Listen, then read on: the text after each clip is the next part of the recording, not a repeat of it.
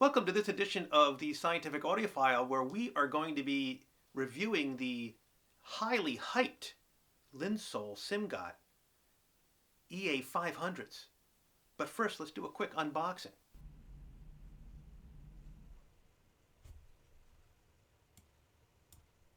So the box is pretty nice. It's shiny, which makes it a pain to take film of. But they're trying to show you the frequency response of the two different nozzles that come in the box with it, the red and the black. Of course, the black they show you in a blue line. So these are pretty hard to compare to each other side to side. We're going to get more into that later.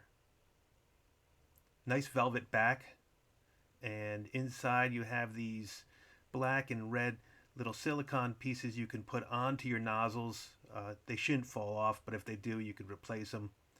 Accessories come in this large box, and it's pretty empty, so you'll see when I empty it out. Once you take out the case, there's not much inside the case. Manual is pretty straightforward, not really much to it. They don't tell you much about the nozzles or anything in there at all. But inside the case you have the cable, which is a nice cable, and then we get to the nozzles, and we're going to talk more about these later. But you see that one's black and these are red, blue, yeah, black and red. And then of course 3 pairs of ear tips, which I don't use, which I'll explain later. So those are the red, those are the black, and you actually have another pair of red because they come with red on them when they show up, and I'll show that in a little bit. Again, cable's very nice, and there they are, and they are very pretty. I have to say, I really like the feel of these. I like the look of these. I like everything about them. I like the fact that they're, if you zoom in on these a bit, you can see that you can tell the difference between the left and the right, which is nice. You don't have to sit there and look for some small marking, even though some companies aren't even putting right and left markings on them. So they're right there. You know which one's left and right. And let's take off the nozzle and take a look at what it comes with. And you'll see it comes with the reds. So you get 2 reds nozzles and 1 black. So they put these little graphs here, and the graph's supposed to show you side by side the difference in the response curve between the black silicone ring and the red silicone ring nozzle. However, what you'll notice is that it's really hard to tell the difference in the side by side. So I overlaid them, and overlaying them you can definitely see the difference. And I want to make it clear that I did all testing with the red silicone rings. This is a curve I prefer. I don't like that peaking, and I also like the little bit of extra bass. So that's what I went with, and all the graphs I show you later in the video are based on the red silicone ring. So that's it for the unboxing, and let's move on to the actual sound and review of the Simgot EA500s.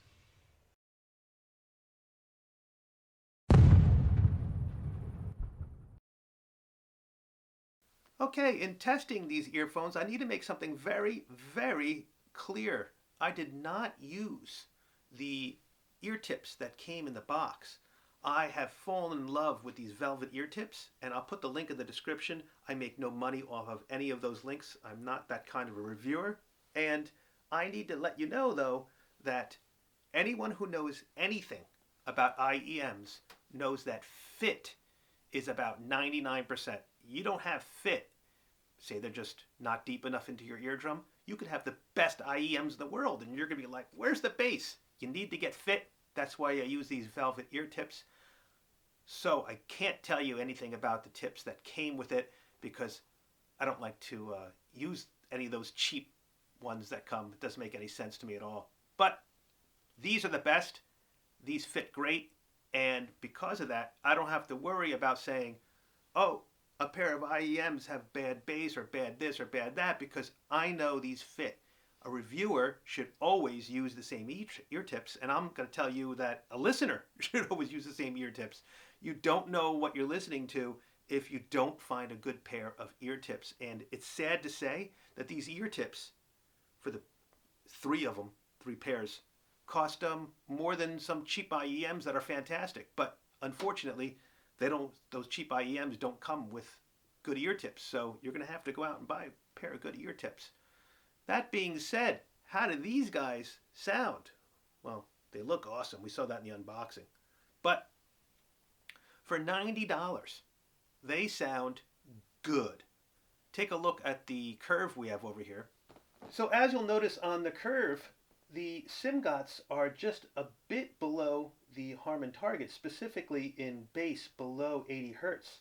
Now, if you know the way I like to listen to music, I feel like this Harman target curve takes just too much away from snare drums and that impact that they have, and that the deep bass is overemphasized. Remember, the Harman target curve is for most people's preferences, not everybody's preference. So you don't have to follow it exactly, because that does not constitute a perfect sounding IEM or any earphone for that matter.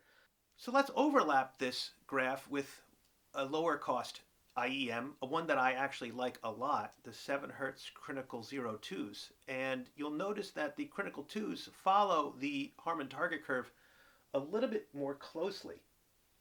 I prefer the EA500s, these guys, from 30 hertz to about 3500 hertz. However, after that, they start getting a little bit too bright. I'd say female vocals sound a little bit too forward. They sound great by themselves. If you're just listening to jazz and you like that forward sounding female vocal, you're going to love these. But in my opinion, they're wrong, and I'd rather it be more natural sounding. The EA500s struggle once you get past about 3500 hertz. They aren't perfect in that higher end frequency range where you can see the peaks are just a little bit more severe than the criticals. Now, a lot of that testing is hard to say it's really accurate because of the way they fit into people's ears and the way they fit into these mounts where these testing is done. In my opinion, these are decent sounding in the upper end, but just a little bit shrill. You heard just a little bit tinniness is the best word I'd put it.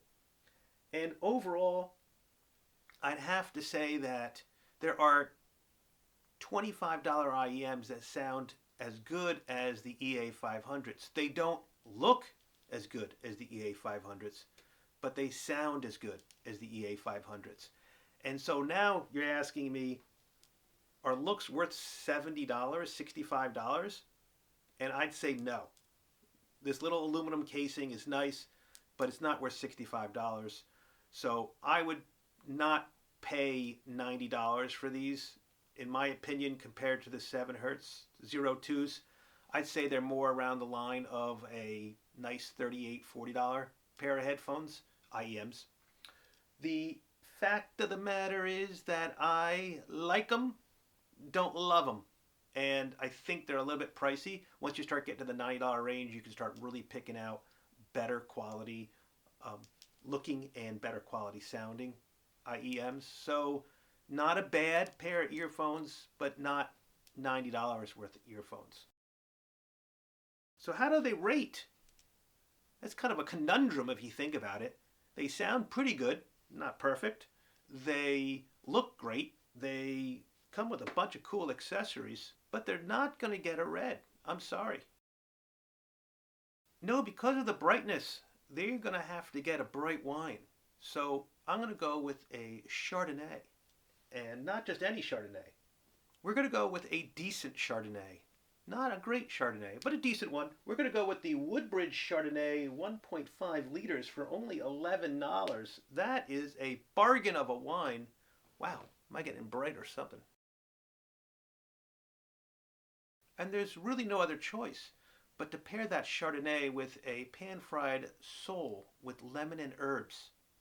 So, in conclusion, the EA500s are not up to the hype of some people's reviews, but they aren't a bad pair of headphones. If someone gave these to me, I would not throw them away.